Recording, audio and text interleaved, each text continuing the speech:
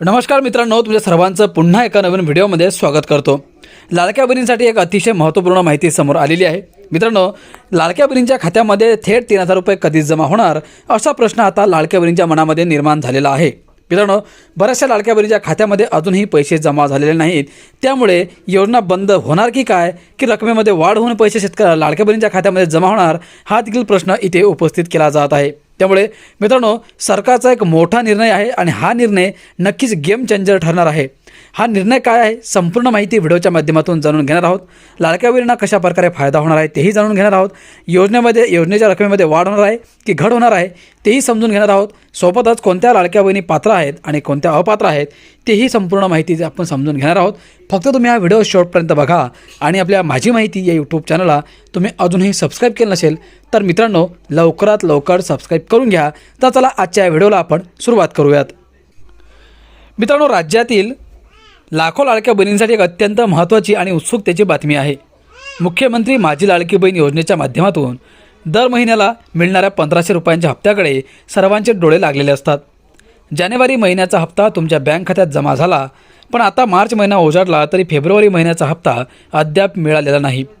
यामुळे अनेक भगिनींच्या मनात चिंता आणि प्रश्न निर्माण झाले आहेत की नेमका फेब्रुवारीचा हप्ता कधी येणार, आणि त्याहूनही महत्त्वाचं म्हणजे या योजनेतून आता थेट 3000 रुपये मिळणार अशी चर्चा आहे।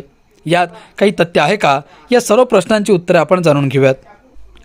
लाडकी बहीण योजनेचा गेम चेंजर प्रवास। मित्रांनो, महायुती सरकारने सुरू केलेली मुख्यमंत्री माझी लाडकी बहीण योजना ही खरंच एक गेम चेंजर ठरली। विशेषतः विधानसभा निवडणुकीपूर्वी या योजनेची घोषणा झाली आणि महायुतीने सरसकट सर्व महिलांना या योजनेचा लाभ देण्याचं आश्वासन दिलं होतं। यामुळे ही योजना निवडणुकीत अत्यंत महत्त्वाची ठरली आणि महायुतीने महाविकास आघाडीवर दणदणीत विजय मिळवला असं म्हटलं जातं।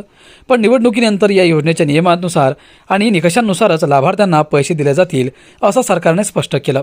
इतकंच नाही तर यासाठी KYC प्रक्रिया पूर्ण करणंही बंधनकारक करण्यात आलं आहे। KYC आणि दुरुस्तीची संधी। मित्रांनो, योजनेचा लाभ घेण्यासाठी KYC प्रक्रिया अनिवार्य असल्याने अनेक महिलांना ती पूर्ण करताना अडचणी आल्या। काही भगिनींकडून KYC करताना चुकीचा पर्याय निवडला गेला, ज्यामुळे अनेक ठिकाणी गोंधळ निर्माण झाला। ही बाब सरकारच्या निदर्शनास आल्यानंतर शासनाने KYC मध्ये दुरुस्ती करण्यासाठी मार्च महिन्यापर्यंत मुदत दिली आहे।